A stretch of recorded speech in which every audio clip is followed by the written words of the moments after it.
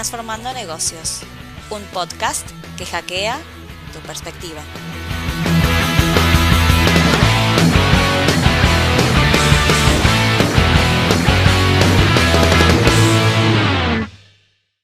Te damos la bienvenida a un nuevo episodio de Transformando Negocios. Hoy estamos Ayelen González y Flor, Dima, bueno, como siempre, acá no sé cómo presentarme ya. Flor Voy Dima. poniendo distintas entonaciones cada vez que digo Flor y Florencia.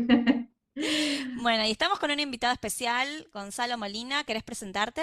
Bueno, muchas gracias, Yelén, muchas gracias, Florencia. Mi nombre es Gonzalo Molina. Gracias por invitarme a hablar de este tema que me parece tan importante. Yo, para contarles, trabajo en área de género, diversidad sexual y derechos de la Facultad de Ciencias de la Vida y la Salud de la Universidad Autónoma de Entre Ríos, también en la Subsecretaría de Política de Género y Diversidad, y también trabajo con dos consultoras sobre las cuestiones de inclusión, empleo, principalmente de las poblaciones afectadas por cuestiones de género, así que bueno, a disposición para la conversación y muy agradecido por esta invitación. Buenísimo, yo quiero decir que estoy muy contenta de que en este episodio contemos con la participación de Gonzalo, que tuve la suerte de conocerlo en un curso que hice. Hoy vamos a hablar, porque ni siquiera contamos de qué vamos a hablar, de sesgos y de estereotipos, que son como dos palabras que últimamente circulan un montón y quizás no sabemos bien qué son. De hecho, nosotros las hemos mencionado varias veces en los distintos episodios, así que hoy queríamos profundizar puntualmente en este tema. ¿Qué son? ¿Cómo funcionan? ¿Son buenos? ¿Son malos? ¿En qué aspectos nos condicionan? ¿Para qué sirven? Bueno, son muchas preguntas que a veces suelen surgir en base a estos conceptos. Y un poco en su momento queríamos traer este tema por el Día de la Niñez, ya quedó un poco viejo, pero bueno, siempre sirve, o como planteamos nosotras, el tema de las efemérides como una oportunidad para repreguntarnos, para cuestionar y reflexionar, y no queríamos dejar pasar la oportunidad. Exacto. Y algo que pienso mucho, y ya ahora iniciamos con algunas preguntas que pensamos, es quizás uno o una piensa como, bueno, hay rosa de nena, azul de nene, ladrillitos para el nene, muñecas para la nena, como que son ejemplos que ya uno dice, bueno, ya está, es obvio que no es así, pero en ese obvio me parece que igual no sé si es tan obvio, entonces seguimos reproduciendo un montón de estereotipos que, bueno, la idea es empezar a desarmarlos. Así que dicho eso, empezamos con una pregunta súper general. ¿Qué son los estereotipos? Gran pregunta, ¿no?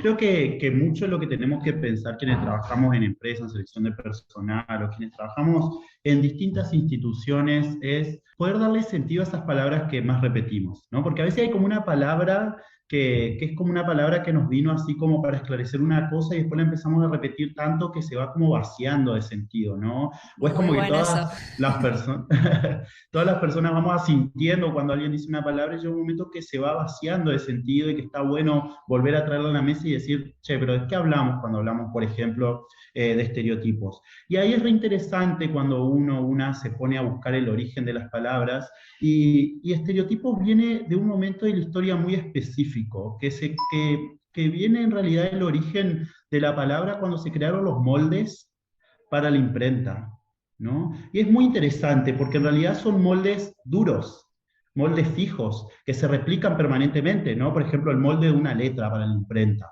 ¿no? O el molde de una palabra. Y eso es algo que se construyó y que queda fijo, inmutable. Ese es el efecto negativo, entre comillas, de los estereotipos, que se construye una idea sobre algo, sobre alguien, ¿no? Puede ser sobre un grupo social, puede ser sobre una persona, puede ser sobre una empresa. O sea, nuestras culturas organizacionales también están atravesadas por estereotipos, estas no son solo cuestiones individuales, y es algo que se crea y que se construye como fijo, como inmutable y como repetitivo. ¿Y qué pasa con este estereotipo? Que son las palabras o las situaciones que primero se nos activan cuando veo algo. Es nuestra famosa primera impresión muchas veces. Cuando no tengo tiempo para reflexionar, ¿qué es lo que primero se me activa? Bueno, un esquema de pensamiento que ya lo tengo incorporado, ya sea en mi proceso de socialización en la primera infancia, o en las creencias familiares, o incluso en mi formación técnica profesional, Porque muchos, que ese es el desafío que tenemos quienes formamos, muchos de los estereotipos se construyen, están validados, convalidados o fortalecidos por nuestras formaciones técnicas profesionales, ni hablar de las cuestiones de género, ¿no? Y ahí está el problema con el estereotipo, ¿no? Y esos son los estereotipos, son ideas fijas e inmutables que se construyen sobre situaciones, o que se construyen sobre personas, o que se construyen sobre grupos, o sobre apreciaciones, hasta sobre autoapreciaciones o apreciaciones de la cultura organizacional de la que formamos parte. ¿Y cuál es la trampa de los estereotipos y por qué son tan efectivos? Porque, esto voy a tratar de ver cómo lo explico, porque pretenden ser descripciones y terminan siendo imposiciones, ¿no? Un estereotipo es como que yo dijera, la cortina es blanca, o esta pared que está atrás mío es blanca, ¿no? Bueno, estoy describiendo, nadie lo puede objetar, es una descripción, y termina siendo una imposición. Por ejemplo, pensemos en un estereotipo de género. Los estereotipos de género, ¿qué dicen? Las mujeres son, dos puntos, más sensibles, más predispuestas al cuidado, más empáticas, menos racionales, menos agresivas por naturaleza, ¿no? Decimos. Los varones son, dos puntos, más racionales, más impulsivos, más bruscos, ¿no? Pretenden ser descripciones y terminan siendo imposiciones, porque si nosotros frenamos la pelota y nos ponemos a ver cada una de esas situaciones, son características que las personas podemos tener o no, ¿no? Y a la vez pueden convivir, ¿no? O sea, una persona puede ser al mismo tiempo racional y emotiva.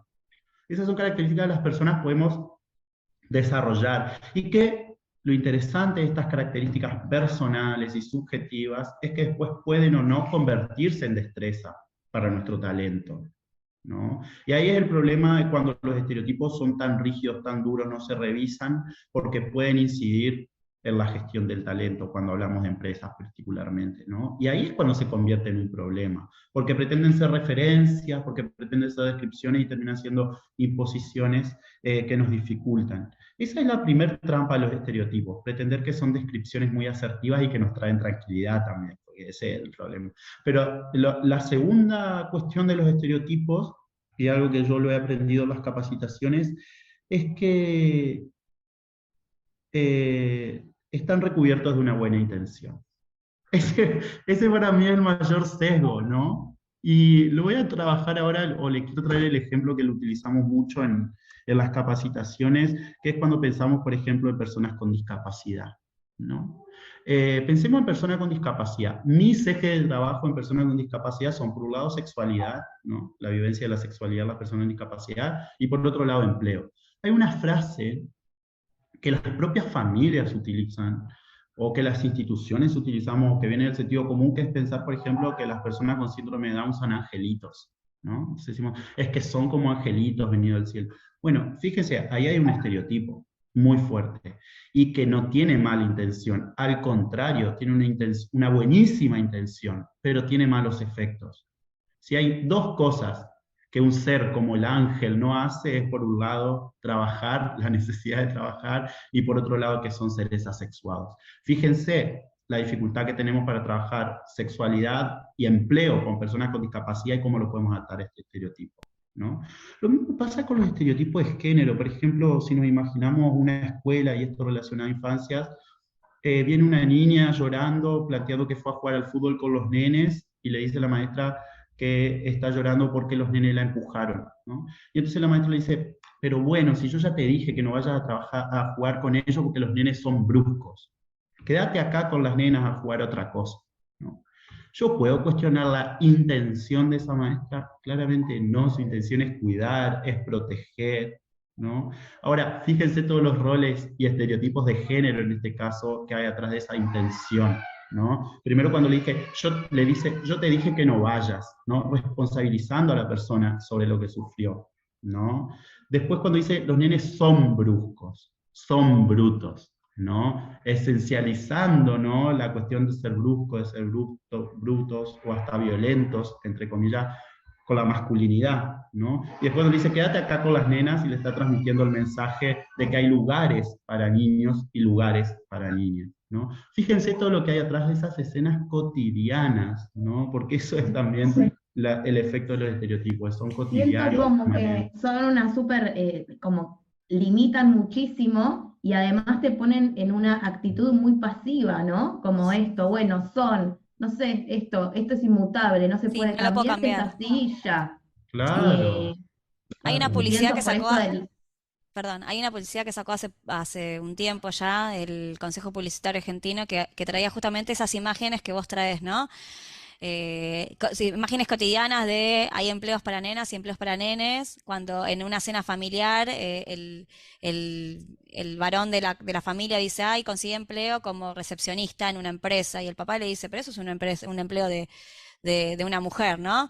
Y Claro, entonces esa imagen fuerte en realidad lo que trae es esto detrás, ¿no? Que hay empleos para mujeres, empleos para varones. Entonces las mujeres tal tenemos que cual. condicionarnos a ciertos empleos, los varones a otros, y ¿por qué no podría un varón ser recepcionista o secretario? También se cuestiona mucho el Tal día de cual. la secretaria, ¿no? Sí, Eh, sí.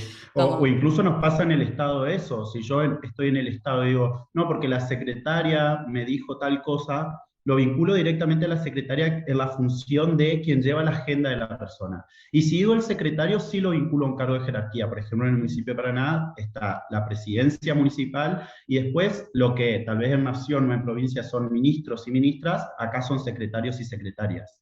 Cuando nosotros decimos, es muy loco porque pasa eso, cuando yo digo el secretario, todo el mundo vincula a la función política y de gestión de las secretarías. Ahora, cuando digo la secretaria hay que explicar que es la secretaria que cumple esta función, ¿no? de funcionaria, ¿no? Y esos son los sesgos, porque además, y los estereotipos, porque cuando vamos corriendo la vara, además vamos encontrando nuevas cositas para repensar. Por ejemplo, estamos en las capacitaciones y decimos, porque a los nenes también se les pueden regalar cocinitas. Y la respuesta es, sí, porque si el día de mañana quieres ser chef, por ejemplo, ¿no? Ya lo digo, y está bien, pero no tan bien, ¿no? Entonces todo Claro. el tiempo, como si no digo, en comieran los el sentido, varones, ¿no? Como, claro, claro. Hay que, siempre a la actividad masculina hay que agregarle un valor. No pueden pensar la actividad masculina para el cuidado, para la recreación o por el solo hecho de que somos personas adultas que tenemos ciertas responsabilidades sobre la limpieza, sobre la cosa. No, y ahí empieza todo el laburo y el trabajo que hay hoy para pensar masculinidades. Bueno, eso pasa todo el tiempo, ¿no? Pasa todo el tiempo y esos son los desafíos porque revisar esto es muy necesario, es muy necesario. Que nosotros cuando hablamos de revisar sesgos de las consultoras, decimos que es éticamente necesario porque reproducen muchas desigualdades y que es económicamente conveniente, porque los sesgos y los estereotipos determinan mucho la posibilidad o no de gestionar un talento diverso. Entonces, es éticamente necesario y económicamente conveniente. Eso es lo que le decimos a las empresas, ¿no? Sí. sí, y también desde los Ahí, negocios. Perdón, otra cosita que se me venía a la mente cuando decías esto del chef. Las cocinitas, no sé si yo que soy mamá de nenas, de dos nenas, es habitual ir a las jugueterías, digo, y las cocinitas son rosas. Y no porque el varón no puede utilizar el rosa, pero está como. Y la figura que aparece en la caja es una nena. No hay figuras, al menos yo no he visto, si alguien conoce, genial, y que nos pase la foto después, pero yo no he visto como roles masculinos cocinando en esos juguetes. Entonces después pasa esto, que tenés que justificarlo porque socialmente queda raro muchas veces, digo, me pasa también en mi Ujú. contexto familiar, digo, me pasó también otra situación de mi sobrino jugando con una muñeca y mi suegra, que es divina, la adoro, siempre digo lo mismo, pero todavía tiene como esa cosa de muy patriarcado, de decir, ¿por qué la dejabas usar, lo dejabas usar una muñeca y la madre justificando? Y yo obviamente apoyando esa idea de decir, es un juguete, no tiene género, al nene le gusta, ¿cuál es el problema? Y si el día de mañana tiene que cuidar una infancia, bueno, ya por lo menos se va a familiarizar con la dinámica. Pero todavía queda mucho eso de, y si hicieran juguetes que tuvieran imágenes, digamos, de niños y niñas por igual, y que en muchos colores quizás podrían hasta ganar otro tipo de clientela, digo, también pensando en el Tal mundo de los cual, negocios, ¿no? No solamente en el tal talento. cual. Bueno, me pasó que vi un juguete de cocina con la referencia de un varón, pero era una parrillita con sus chorizos, ¿no? Eso fue muy loco, eso fue muy loco, porque digo, han cambiado muchas cosas, pero hasta el día de hoy, y esa es la escena más interesante para quienes quieren revisar estereotipos o roles y consideran que ya está toda la transformación dada, cuando vas a una juguetería, lo primero que te preguntan es la edad y lo segundo es el género. Y si vos le decís, es nena, te llevan a un lugar que es eso, todo rosa, violeta, Claro. donde veo peluches, donde veo bebotes, donde veo... Me ofrecen una pelota, pero es lila y es rosada y es con brillo, ¿no? Y si digo que es nene, me llevan a otro segmento totalmente diferente, donde hay otras actividades, ¿no? Y otras herramientas.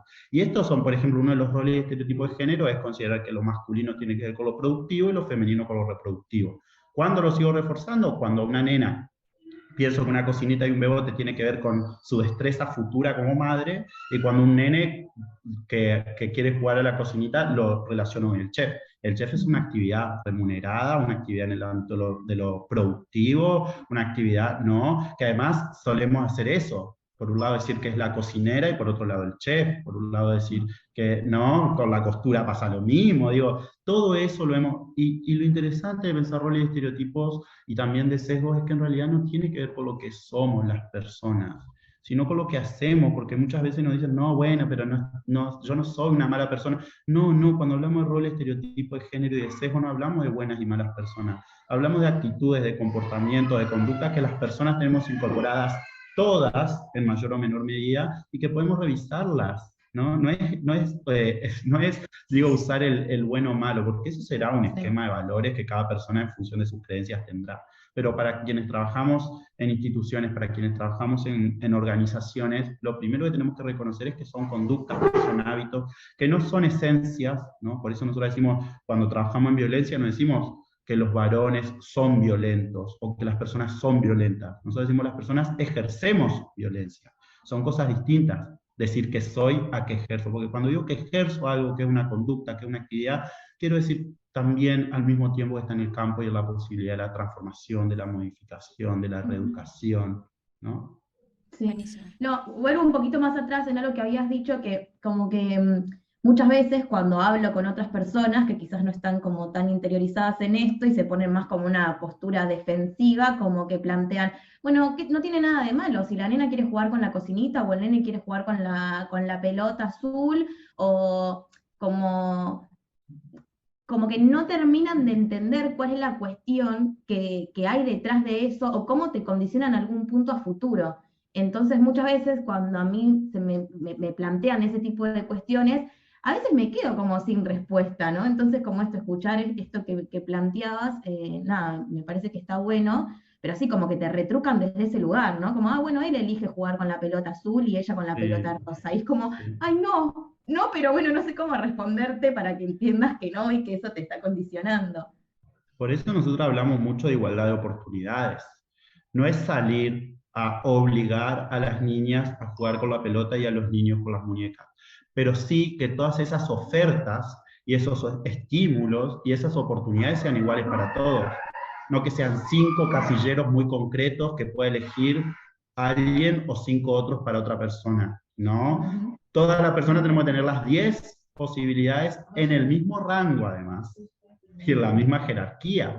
Porque ahora que estamos trabajando, por ejemplo, en STEM, o la posibilidad de que mujeres estén en ciencia, en tecnología y sobre todo en el trabajo de programación, y los estudios y las investigaciones lo que demuestran es que las niñas empiezan a perder interés por las matemáticas, por la ciencia, por las tecnologías, entre los 10 y los 12 años, ¿no? Y siempre y generalmente esa falta y esa pérdida de interés no tiene que ver con cuestiones individuales, sino con cuestiones de contexto y de entorno, lo que se estimula, lo que se refuerza, los comentarios que se hacen. Y a veces decimos, bueno, pero eso depende de la familia. Depende de todas las instituciones. Cada ámbito de socialización de las personas es un ámbito que tiene la oportunidad y a la vez el desafío para promover la igualdad de oportunidades. Yo puedo en mi casa decir, trabajar, por ejemplo, la posibilidad de que un niño, mi hijo tal vez, ¿no? De 7 años se quiere pintar las uñas. Y yo digo, bueno, no tengo problema que se pinte, y va a la escuela y en la escuela recibe un comentario negativo. O va a la canchita del barrio y en la canchita del barrio recibe un comentario despectivo, ¿no? O se sube al colectivo y ve mensajes diferentes, ¿entendés? ¿No? Entonces, porque si no la discusión es como, ¿qué es primero, el huevo o la gallina? Si se aprende en la casa, si se aprende en la escuela, si se aprende en la empresa, se aprende en todos lados, ¿no? El tema es que cuando cada organización, cada cultura organizacional, cada organización, cada ámbito de socialización, nos pongamos más de acuerdo sobre algunos temas, vamos a lograr más rápido la igualdad, que según los últimos estudios nos quedan como 70 años para lograr la igualdad Por razones de género estoy hablando Y la específicamente, ¿no? económica ni te cuento. 257 creo que era la última medición de la UIF, de la UEF. Sí, es tremendo.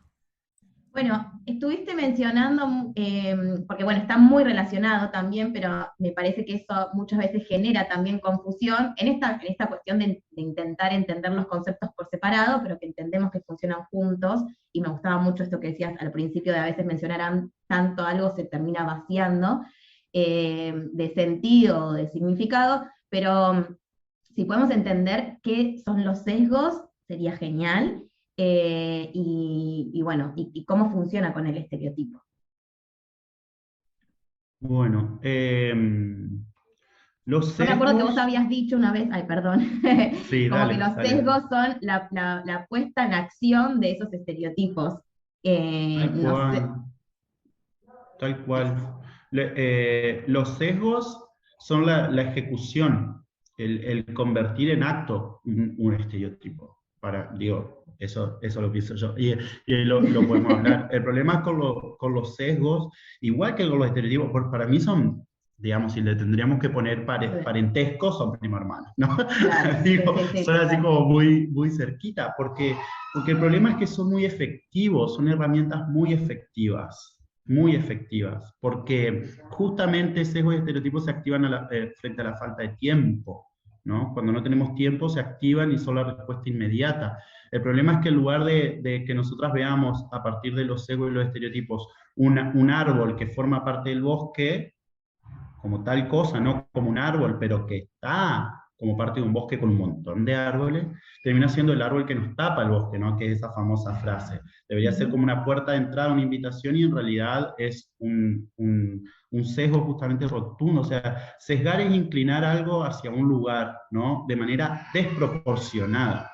Eso es el sesgo. Y el sesgo para mí es la puesta en acto de los estereotipos. ¿Por qué? Porque si pensamos los sesgos de la selección de personal, por ejemplo, muchos de los sesgos están fundamentados en estos estereotipos que estamos hablando, que son estereotipos que se hacen sobre muchos grupos. El tema es que el sesgo va a ser la interacción entre estos estereotipos que hay sobre ciertos grupos sociales con la formación personal de la persona que hace, en este caso, supongamos que pensemos el ejemplo de selección, y su Ujú. mirada, también su trayectoria personal.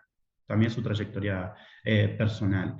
Porque a veces un sesgo se activa porque estoy en el proceso de selección y esa persona que estoy entrevistando me hace acordar a un excuñado, a una excuñada, por ejemplo. Digo, y lo estoy diciendo en la ejecución concreta de personas que hacen selección de personal. Sí, sí, Y que sí, dicen, no, esta persona no me termina de cerrar porque me recuerda mucho a alguien, ¿no? Y entonces ahí se sí. activa un sesgo y un estereotipo. Por eso, por ejemplo, una de las herramientas fundamentales para, en este caso, un ejemplo de la selección de personal es que no trabajar en soledad y que nuestros grupos de selección sean diversos, por ejemplo. Claro. Diverso en formación, diverso en género, diverso en edad, porque muchos de nuestros estereotipos y de nuestros egos se fortalecen por eso, ¿no? Hay muchas empresas, por ejemplo, que tienen una identidad tan cerrada que solo seleccionan personas egresadas de cierta universidad.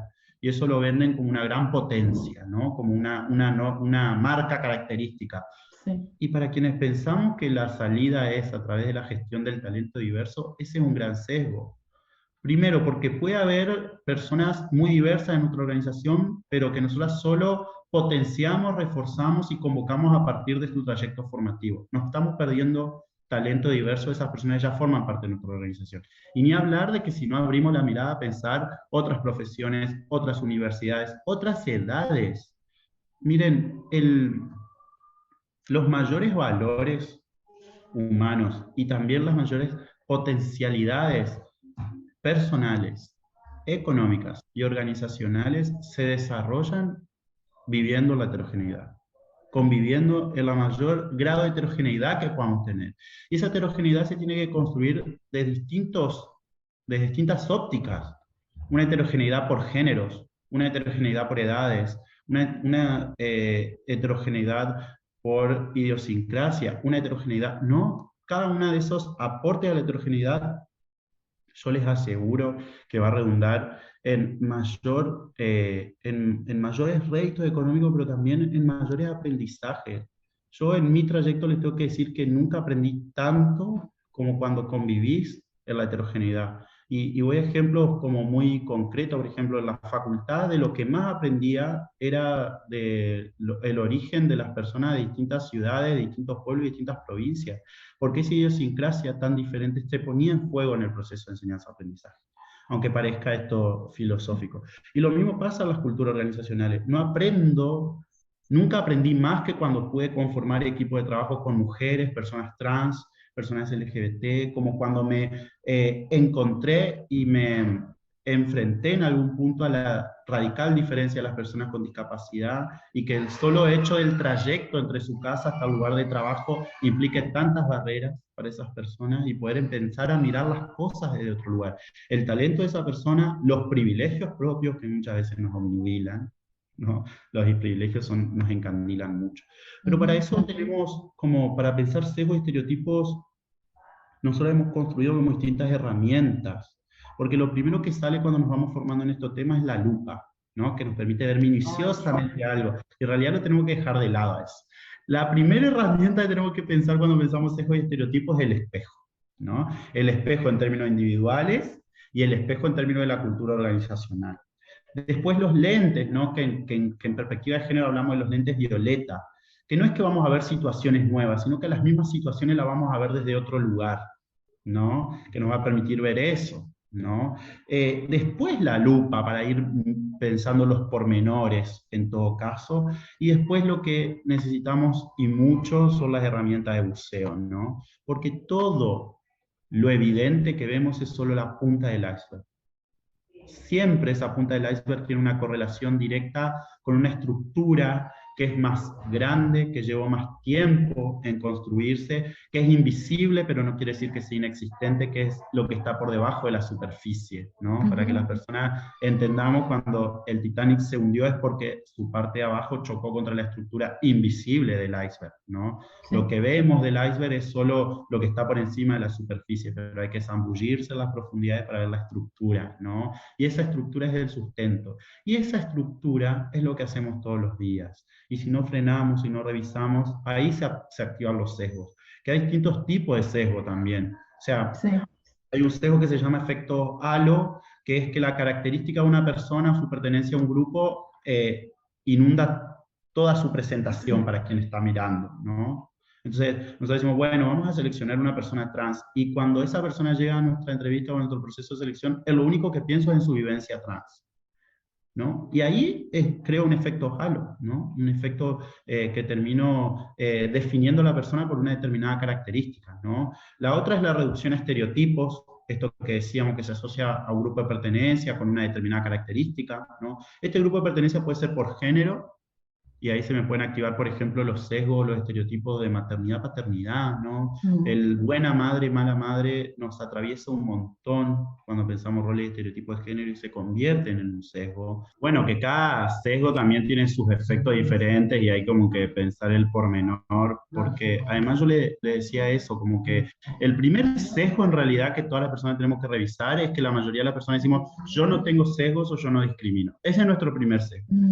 Tenemos que partir de todo lo contrario. La persona debe decir, todas las personas en algún punto, en mayor o menor medida, reproducimos sesgos o estereotipos de género, y por eso es importante ponerlo en pausa, revisarlo, pero primero reconocer, ¿no?, que lo hacemos. Porque si no reconozco que hago algo, es muy difícil ponerlo en tensión o revisarlo. El sesgo por estereotipos es eso, es por ejemplo reducir a las personas, a las mujeres, por ejemplo, a una dimensión como esencial de su naturaleza, mujeres y varones, cuando en realidad son destrezas, habilidades, características, como veníamos hablando hoy. El sesgo, los otros sesgos más difíciles que tenemos es, por ejemplo, el sesgo por afinidad, ¿no? Que nos caen mejor las personas que se parecen a nosotros y a nosotras, digamos. Entonces, poner eso en pausa o poner eso en duda es fundamental, porque si nosotros vemos con este espejo que decimos, vemos que la cultura organizacional de nuestras empresas se parece demasiado a mi esquema de valores, tengo que poder revisarlo. Tengo que poder revisarlo, ¿no? Es un desafío enorme porque es uno de los sustentos y las bases que las personas tal vez no hemos formado para pensar nuestra organización, aunque venimos hace muchos años trabajando para que eso suceda, ¿no? Pero puede ser un problema en la gestión del talento diverso, en pensar que la diversidad puede ser una ventaja competitiva, ¿no? Entonces, aferrarme a estos sesgos de afinidad, ya sea en el proceso de selección o ya sea en los procesos de gestión del talento, nos puede traer algunos inconvenientes o algunas dificultades, ¿no? Obviamente que para quienes seleccionamos o para quienes somos líderes, gestionar la diversidad es un desafío mayor, pero les aseguro que los resultados van a ser mejores, ¿no? Van a ser mejores.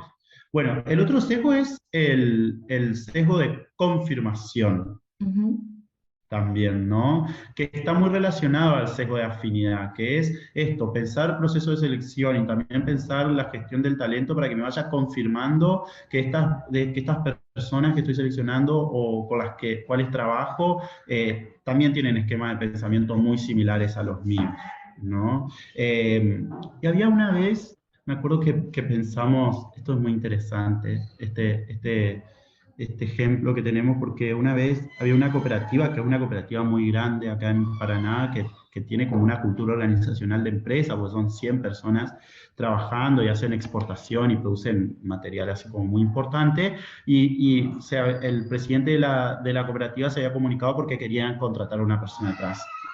Y entonces esta persona trans, nosotros muy emocionados en ese desafío, esta persona trans llega a la entrevista, bueno, después esta persona que era el presidente y a la vez encargada del proceso de selección, dice, tenemos que hablar porque en realidad no funcionó, ¿no? Bueno, ¿por qué no funcionó? Le decía yo.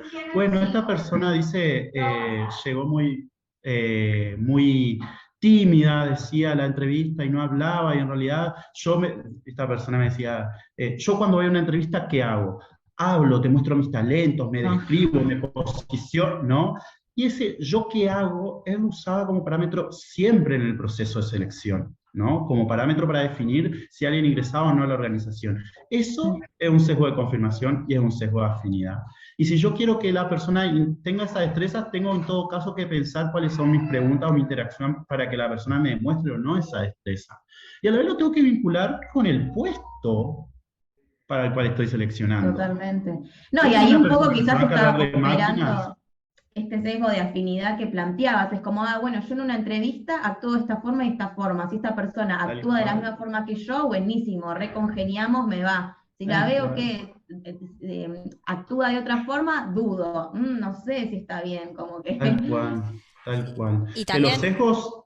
perdón, y también esto es importante que vos decís, ¿no? De acuerdo a la posición, porque si yo requiero una persona que la posición es más analítica, observadora, porque es un área que así lo requiere por la posición, no va a ser lo mismo que un área de ventas, en donde la persona sí es necesario quizás, o no, pero pareciera que sí, necesita esto que hable más, que se pueda vender, porque justamente su Tal trabajo va a cual, estar más vinculado con esa actividad. Entonces, si a tal todos cual. voy a contratar porque se destacan en que son más verborrágicos o verborrágicas y que generan una venta de sí mismos de la misma manera, bueno, en principio no todas las posiciones requerirían lo mismo, ¿no? Porque si no, haríamos todo lo Tal mismo. cual, tal cual, tal cual.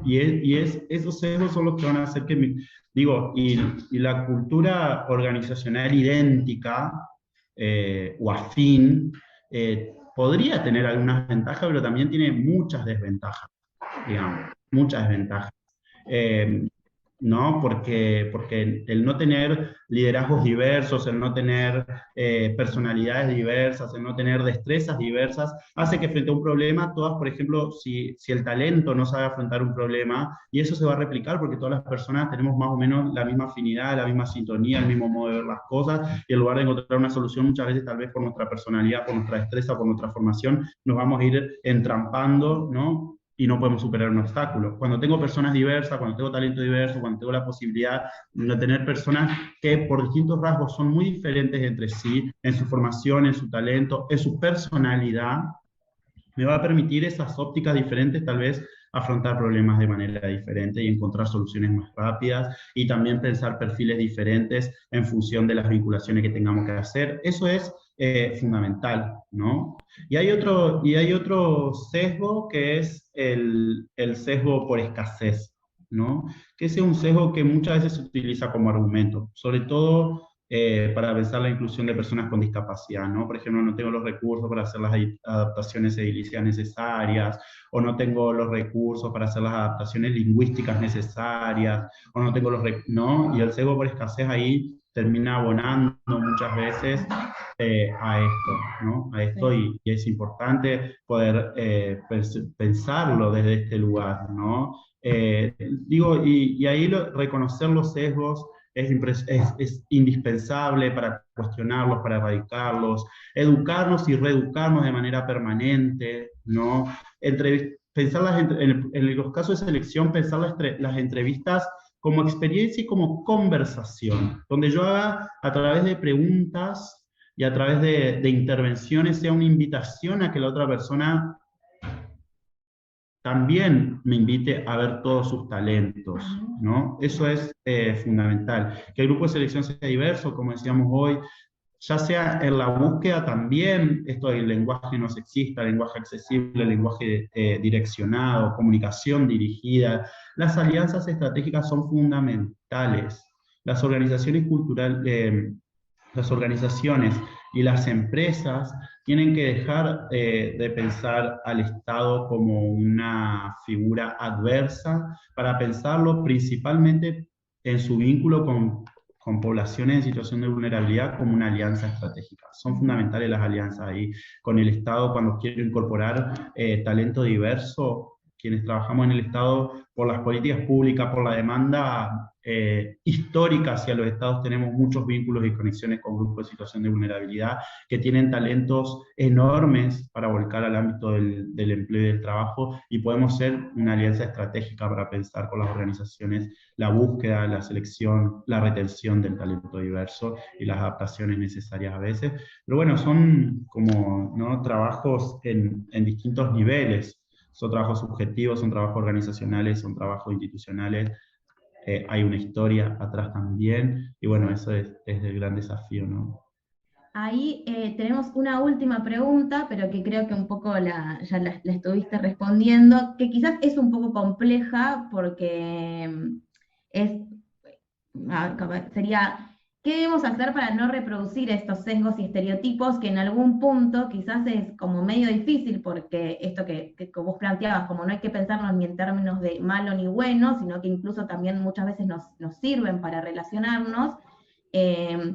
No sé si tenés la respuesta. Yo entiendo por lo que nos fuiste contando, que un poco el qué debemos hacer para no reproducirlos es este trabajo todo el tiempo consciente de reeducarnos y educarnos y de entender por qué estamos actuando de esta forma, por qué estamos pensando así, pero bueno, no sé si tenés otra respuesta. Sí, y no negarlo, ¿no? También que te lo Sí, no mencionaste. nego. Es todo lo contrario, hay invertir, ahí hay que invertir esa frase del sentido común. Tenemos que dejar de decir no reproduzco sesgos o no discrimino para partir de si hay una certeza, y casi la única tal vez que tenemos, que todas las personas hemos sido educadas en un sistema que nos inculcó en términos subjetivos y también en términos técnicos profesionales un montón de sesgos y de estereotipos que tenemos que revisarlos. O sea, hay que partir de la certeza de que eso está ahí.